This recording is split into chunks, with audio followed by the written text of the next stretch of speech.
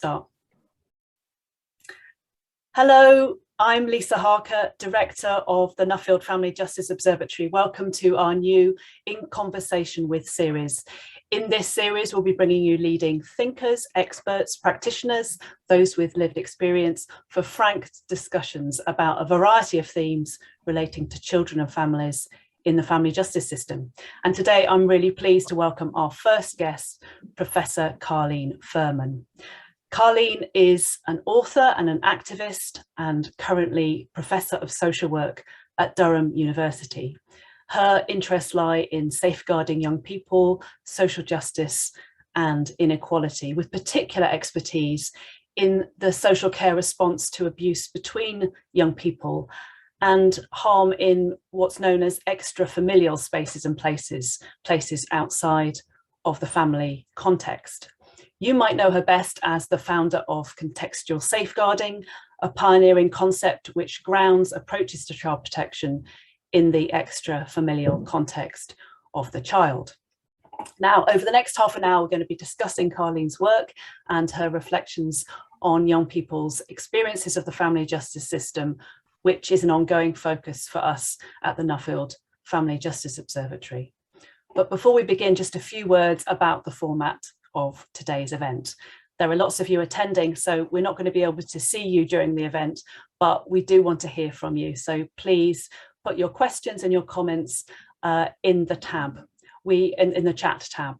We're going to also try and address as many of the questions that have been sent to us in advance of today's event. Thank you for sending those, and we're going to put as many of those as we can to Carlene during the session. All of the comments and the questions will be read by the Nuffield Family Justice Observatory team, and that helps to shape future research and events. Finally, we're going to be recording today's event, and it will be available on our website if you'd like to revisit the discussion. So without further ado, I'd like to say welcome, Carlene. We're really pleased to have you here today. Really pleased to be with you. Let's go to straight to our first question. And now I've given a very brief explanation as to what contextual safeguarding is, but perhaps you could start by telling us more. What exactly is the contextual safeguarding approach?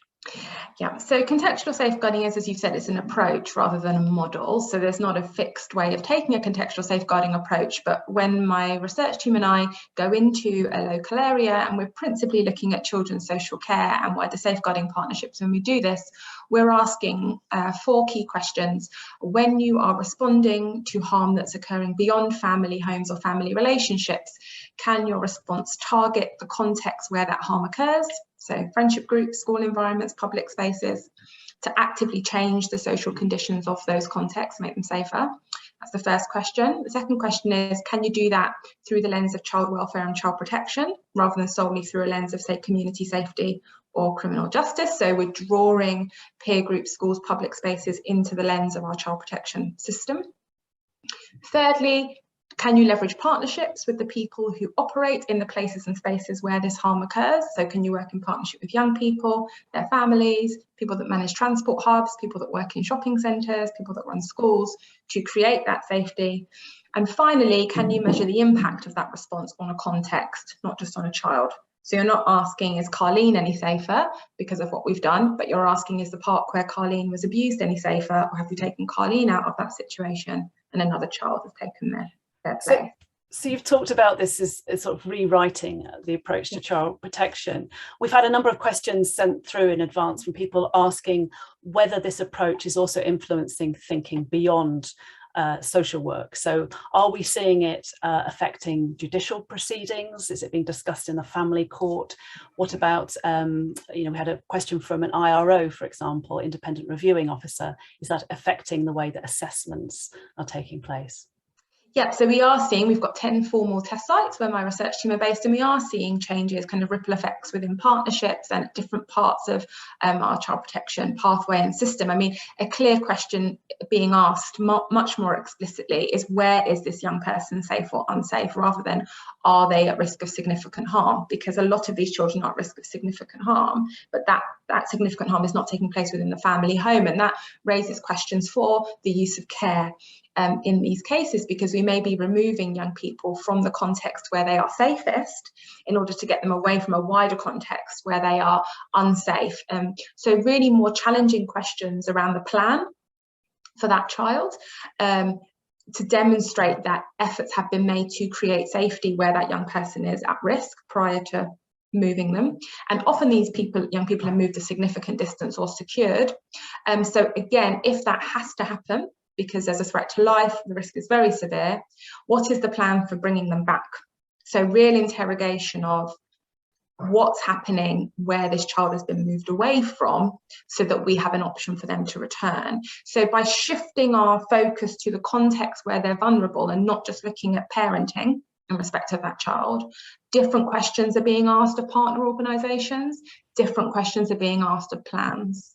Okay, well, I want to come back to the question of secure accommodation and dolls in a little while, but let's just start with the sort of bigger trends about what's going on. So we've seen a real sharp increase in the number of young people subject to care proceedings in the last decade. That's increased by 95% in England, at the same time as we've seen a substantial drop in the number of young people who are cautioned or receive a sentence through the justice system. So are we seeing a shift away from sort of criminalising young people towards more of a welfare response? And is there any evidence that this is having an effect in terms of being able to avoid the need for court proceedings altogether?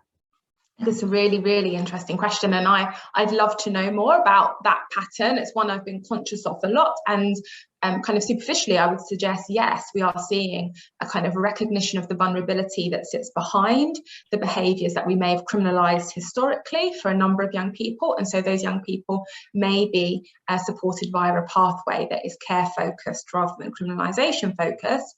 But I would draw our attention to the significant disproportionality in the children who do remain in custody. So while we've seen that overall reduction, we've seen an increase in the proportion of Black children, for example, who are within custody. So that decrease in criminalisation is not felt equally across our system. And I think we have to ask ourselves why there may be some young people that we now view as vulnerable before we view them as criminal, and others that we don't. And that's a broad statement because it will be linked to offences and other things as well. But I don't think it's as simple as there's been this shift, but that is notable. And I'm not surprised, because what we are doing is we are reframing issues like sexual exploitation, like criminal exploitation, even serious youth violence, as child welfare issues, and prompting people to think about them as child welfare issues before we think about them as criminal justice issues, even though they may involve crimes. So one would then expect to see that trajectory. What we don't know is how much better that is for children. You know, if we're securing you on welfare grounds rather than on criminal grounds, we're still depriving you of your liberty.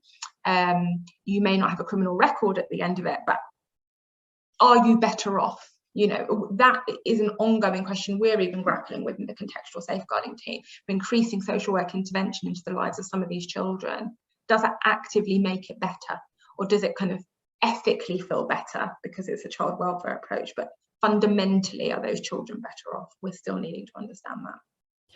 We've obviously had, in addition, the pandemic, and one of the questions we received in advance was, have you seen any change at all in the context of the pandemic in terms of young people's ability to receive support or the harms that they're experiencing? So we did receive anecdotal information from our test locations that kind of context of harm shifted during the pandemic. Places where young people have been known to spend their time changed, and young people disappeared from sight in terms of some of those public spaces. Other young people became much more visible because of the reduction in general population in public spaces, and that enabled some responses to take place in some of our test sites that hadn't before. Responses to public places that had, in theory, been a concern for a long time were then leveraged during the pandemic because they became much more visible. I think one of the things we noticed, obviously, was a reduction in opportunities for guardianship, because even when we speak to young people, we ask who they go to when they feel unsafe. They talk about bus drivers, they talk about shopkeepers. And when you start to remove some of those points of access, particularly businesses at different points of the pandemic, we lose opportunities for guardianship. And so we also saw the impact of the loss of youth work in areas that didn't have youth work, particularly detached youth work, versus those that did and were able to get out and about into public spaces where young people were. So we definitely saw variation in how capable partnerships were to be agile and move in the way they needed to, we also saw what we probably don't take advantage of enough when we're not in a pandemic, is that loss of guardianship from residents and other adults who are in public spaces where young people are vulnerable. I wanted to ask you a bit more about the balance of the threats outside the home and the experience of young people in the home, because you're clearly trying to shift a child protection system that was built around the idea that the harm comes from within the family. But we also know that it's very difficult to compartmentalize young people into different groups, and quite often their experience of harm comes from both within the family and out with the family. So I wonder whether there's any danger that contextual safeguarding can underplay the harm that may come from within the family, and whether that's a question or a criticism that you've experienced before. It's definitely something we've discussed in our team, and it's definitely something that's been raised. I think there's a risk that contextual safeguarding can be used in a way that kind of neglects to consider risks within the family, but the idea itself shouldn't do that. We should be able to do and work. It shouldn't all have to be an or situation, and we need to be able to differentiate between when there's a push factor from the home that pushes a child into a situation of significant harm, whether the source of the significant harm is with the family. These are things that it's important to discuss and debate because it impacts the plan. What we saw prior to this was child is being criminally exploited, a child has been stabbed in a public place. There's an initial assessment. If the assessment finds the child's living with domestic abuse, okay, we'll take that on. And then you get a plan that's focused solely on the domestic abuse. It's not reducing the risk of another stabbing, it's not reducing the risk of exploitation, but because we found a domestic abuse issue, that's what we're going to focus on. Or a child where there's no concern in the family home, and what we see is closed to children's services, because they're the two things we're trying to avoid. That doesn't mean if there is domestic abuse in the family home, if there is a mental health need, that those should not be met. But conflating extra-familial harm with push factors and harms within the family home is where we were. And what we're trying to do is to create a space where we can acknowledge all of those. There is a tension, and we see that play out particularly in efforts to develop pathways and planning processes for children who are at risk of significant harm in extra-familial settings, and parents are doing all they can to keep them safe. What we're seeing is a risk that we then create a system where this is the pathway for the good parents and this is the pathway for the bad parents. And we don't want that. We want there to be an approach we can take where if the risk of harm is significant, there is a response. If that response needs to look solely beyond the family home, that's where we look. If that looks within the family home, that's where we look. And if that needs to do both, we need to create the space to do both. And I definitely think there is a tension there and a struggle because people are pressed for time and it's complex. But we encourage activities like context weighting. We ask professionals to weight the influence of different contexts on the safety of that young person. And that could mean that for one young person, the family box is the biggest box and it's the most weightiest, and the smallest box is the peers. For another child, the peers is the biggest box and the family is the smallest. We need to be able to do that. But I experienced this when I was first doing work on sexual exploitation, and everyone said, oh, now no one's talking about familial sexual abuse. Well, that shouldn't be the case. We should be able to highlight a problem and a gap and respond to that without that then meaning we ignore what we would have been doing before. Indeed. Well, let's focus now on secure accommodation and deprivation of liberty, which you've already mentioned, and we've had lots of questions about this issue. The Nuffield Family Justice Observatory has recently published data showing that there's been an explosion in the use of deprivation of liberty orders, and suggesting and confirming what others have said about the fact that there are hundreds of young people who are being placed in inappropriate, non-therapeutic environments away from their communities on the basis of their own protection. What can we learn from contextual safeguarding about how we do this differently? I think there's a few things. We completed a study recently called Securing Safety, where we looked at young people's experiences of safety when they moved out of area, whether that's in a distance placement or whether that's in secure, and the varying rates at which this was happening as well around the country. And I think one of the things we were thinking about in respect to that study in contextual safeguarding was the extent to which we prioritise physical safety over and above other forms of safety. And I understand that tension, but we didn't see that everywhere. We saw some areas talk much more about safety that young people gain through relationships and the need to protect those relationships at all costs, because that was where safety was going to be achieved, and to try to build safety around those relationships, kind of cushion them. Whereas when you move a child, you may be trying to secure their physical safety, but you dismantle their relationships, and often they just come back straight back to those relationships that they feel they want or need. And so you then undermine their physical safety because they're back in the place that you don't want them to be. Same with psychological safety, and particularly in terms of deprivation of liberty orders. What is the psychological impact? And when we spoke to young people about this, they did describe significant psychological impact of these types of moves. So we have to be able to hold physical, relational, and psychological safety when we're making these decisions, and have very transparent conversations about all three, and how the placement is going to support all three in the short, medium, and long term. And then obviously the other thing about contextual safeguarding is you need a plan around the context that you've moved this child away from. The plan does not stop with the move. What is the plan to create safety where this child's been moved from? Or are we going to see other children abused in the exact same way? Or this child's going to turn 18 and they're going to come back? So contextual safeguarding definitely pushes us, prompts us to think about creating safety around the child, but also to think about the relational safety that's undermined when we remove a child from kind of a place that's both safe and unsafe at the same time. Many of the people who put questions to us about this issue expressed exasperation at the fact that you're moving young people away from communities when perpetrators are allowed to remain, where there is very limited relationship support and therapeutic support for young people. What we're talking about really is the need for real systemic change in this context. And this is something that you're grappling with in your own work to try and rewrite child protection and see systemic change. I wonder what you've learned about how to influence system change. I think one of the things we've learned over the past 3 years of test work is that when we started testing contextual safeguarding, we were very focused on structures. Does the local area have a structure in place to receive a referral about a group? Can it assess a location? We were talking about pathways and processes. And coming out the back end, we're much more concerned about culture. And areas that seem to have made the most progress are the ones that did work on culture, on how social care and how the wider partnership viewed young people, understood extra-familial harm, understood their roles and responsibilities, and then built structures upon a culture that recognised a relationship between context and human behaviour, that saw their role as being more than information sharing about children. Those things needed to be understood in order for pathways to be used and structures to be used appropriately.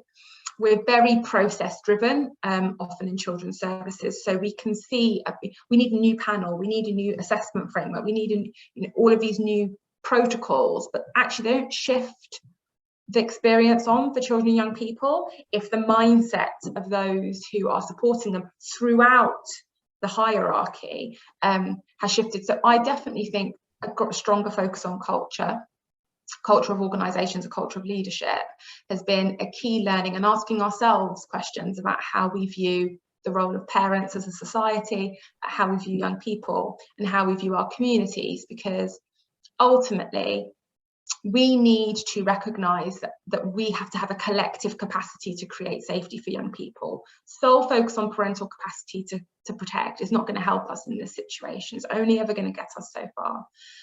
We have to want to build that collective capacity, and then obviously we have to be resourced to do it. But if we don't want to do it, we're not making a case for it, then we're never going to move things on. And where would you start with cultural change? What would be your, one of the questions that was put, what would be the first 2 or 3 things that you would recommend needs to change the shift in culture? I mean, I think we've seen some of it at the top and some of it at the coalface. Okay, so when we're working with practitioners, just doing things like introducing an activity like context weighting, or introducing safety mapping with young people during an assessment process, doing an activity that foregrounds contexts, gives that practitioner a much richer evidence base in the assessment to push a partnership. A partnership can continue to do what they're doing, but the assessment is clearly demonstrating this is where this young person feels unsafe. Until we create safety for this young person here, I'm not convinced things are going to move on for them. And often we know practitioners know this already, but they don't record it in the assessment. It kind of becomes like wallpaper, just it's there in the background, that's what's going to happen, so I'm going to focus on parenting, or I'm going to focus on this young person's decisions. We would say, no, record it in the assessment, record where this young person is safe, record the lack of resource, record those things, create that welfare-based evidence on what's needed for that young person. Then strategically, we've had to, again, help leadership consider, particularly in social care, what is the role of social care in a response to these harms? Often when we go into local areas, you sometimes struggle to understand the role of all the different partners because they've all bled into one panel of people that are all talking about things, talking about them in the same way. We've lost what the social care contribution is, the child welfare contribution in a partnership. So an example of that for me would be discussions about by social workers about intelligence. I mean, social workers should not be in the business of collecting intelligence on young people. They gather information to build an assessment, but intelligence gathering is not within their practice framework. But once they're in multi-agency partnerships, you start to see this bleeding of roles and discussions, and then you lose that child welfare grounding that we would want to see in a social care response. So in terms of culture at a leadership level, management level, right through to practice, coming back and saying, who's got the child's welfare at the centre here? Who is coordinating on that basis? And those kinds of things undermine that. So they for me have been really critical in terms of culture, evidencing the contextual nature up front and then rethinking about the work of social care. Because as much as contextual safeguarding rewrites some of the rules of child protection, I think it also reaffirms a lot of the values of social work that people already had in place. And so some of it is about coming back home to those things. You've also talked about the need to address structural inequalities and understanding the impact that poverty, racism, ableism has in terms of young people's harm. In the family court and that part of the family justice system, we're only at the real foothills of having those conversations. So I wonder what you could draw from your experience of thinking about these issues in child protection and how we ensure that we really reflect on those issues all the way through the system. I think for me, it comes back to the plan and how much these factors have been considered and worked with in terms of planning. So is this young person's experience of state intervention a classic example of structural harm? We see that with, particularly, for example, in some local authorities we've supported, Black young men receiving very late decisions, if any decisions at all, around autism, for example, and that delay resulting in an exclusion on behaviour grounds, and that placing them in the pupil referral unit, and that exposing them to criminal exploitation and so on and so forth. So we can see these things traced. How are we going to reverse kind of those injustices in terms of supporting this young person and their family, and recognising that our own interventions may have exacerbated this situation or exposed this child to harms, rather than seeing us solely as kind of separate from this child's experiences. What we've also seen, though, in some areas is, for example, assessment of a street where young people were vulnerable to exploitation, a range of interventions put in place in the street to try to create safety for those young people. But fundamentally, what it came down to was a lack of investment in that area. Poverty was a critical issue. Now, in that situation, what we saw was then a push from the management back to the council around resourcing into that area for those young people, and resources were made available. Now, should it have taken an assessment of the streets to ensure equal resourcing in an area? No. But what we have seen is if we start with contextual, sometimes we can get to the structural, and they are very early steps. It's by far addressed. But I think once you move beyond a discussion about individuals and you start to consider structure, start to consider context, it's quite difficult to talk about context and not talk about structure, because racism will play out in those contexts, and ableism will play out, and poverty will play out. And so it gives you an opening to either have that discussion about an individual child, and the experience of services also gives you an opening to think about how we better resource the context where harm occurs. Several of the questioners who put questions just in advance asked about how to keep transgender young people safe. Are you looking at that issue within the context of contextual safeguarding? It's not something that's come up specifically in any of our test sites at the moment, but we will be embarking on a new phase of work from July onwards, and part of that will be refocusing our attentions on what happens within school environments. We did do that work for about 4 years through a project called Beyond Referrals, and at that point we did see in schools references to the school cultural context, but in respect of homophobia rather than transphobia, for example, and the extent to which homophobic attitudes had an impact on safety within school environments. So when we go back to look at school environments again, this may emerge, but it's not something that's been really explicit in our data sets in test sites to date. Okay, brilliant. I'm going to just try and squeeze some questions in that's come through on the chat. What are your views on the independent inquiry into child sexual abuse? And do you think it will help social care and partners strengthen their responses to that concern? I think the jury's out on that one at the moment until we see what comes through. We have submitted evidence at various points related to extra-familial harm related to institutions. We'll have to see what the conclusions are reached are. Okay, and another question from the chat, just really relating to your point about keeping the child in mind and the value of social work. How do we balance potential harm from within the family with potential harm from intervention in court? Yeah, I mean, I think always thinking about what is our goal here. You know, I think often we can be very risk focused, and one of the things we try to do in contextual safeguarding is to be more safety focused. So we're not just trying to disrupt risk, we're actively trying to build safety. So why we think about guardianship in public places, if we wanted to disrupt risk, we'd just displace young people from public spaces where they feel unsafe. But we know that we'll just displace the risk somewhere else. So what we want to do is to keep young people where they are and build safety around them. And those principles should apply wherever. There will always be situations where that feels too difficult in the moment, whether that's a public place or whether that's a family. But ultimately, we have to be asking ourselves, is this plan one in which we are trying to build safety for and around this child? And simply disrupting a situation that's risky will not do that for us. We might need to do it as a short-term measure, but it's not the end game. Listening to you talk, you're very positive and optimistic about the potential for change. I wonder where that optimism comes from, and whether there are times when you feel like, I think as you've put it, you might go down a cul-de-sac. Yeah. There's definitely times where I feel overwhelmed and just wonder, is it going to work? Because contextual safeguarding is a little bit like you start to do what feels like common sense. And then the moment you try to do that in a system that wasn't designed for it, there are 20 questions that fall out of that one action. And then you're having to work that out and you're having to work that out.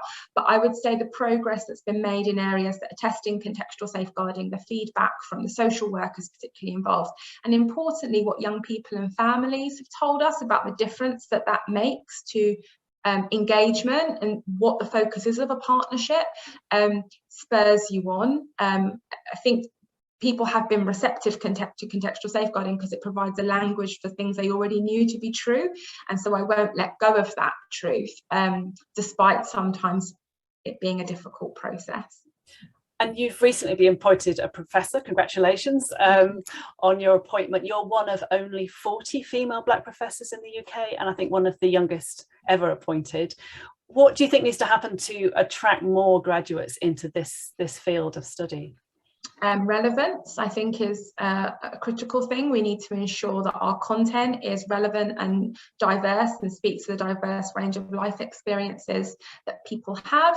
I know there's a lot of work at Durham and in other places to decolonise the curriculum, to think more broadly about the impact of the curriculum that is offered to social workers and to others interested in kind of children and young people's welfare. And in terms of academic progression, for me, it's about those in power creating space for those who would otherwise not have access to it. And I've definitely benefited from that by having white academics, particularly white male academics, acknowledge the work I've done and make sure my name was on an option list for a conference keynote, or had reviewers review my papers and not disregard them. And that's always one of the challenges, because if you're bringing new knowledge from a different perspective into a very white institution, I've had academics look at my work and undermine it and say it can't be right, it can't be accurate, because it doesn't reflect their worldview. So without those openings, we see Black academics and others silenced within the academy, and that will ultimately undermine progression, because you need to be published and you need to be an invited speaker and all these other things to be promoted, regardless of the quality of your work. So I think there's something about the curriculum we offer, and then there are things about the opportunities that are created and the conditions that are created for minoritized academics and practitioners to excel. Well, we've been really pleased to have you with us here today. Thank you so much, Carlene Firmin, and thank you all for attending today's event. I know we're out of time. If you'd like to find out more about our work, about young people, please visit our website, which is nuffieldfjo.org.uk. And if you want to be kept informed of upcoming research and events, please sign up to our regular bulletin on that website. We will be in touch asking you for feedback about today's event. We'd be very grateful if you would complete our event feedback form, and we look forward to welcoming you to future events. Thank you very much.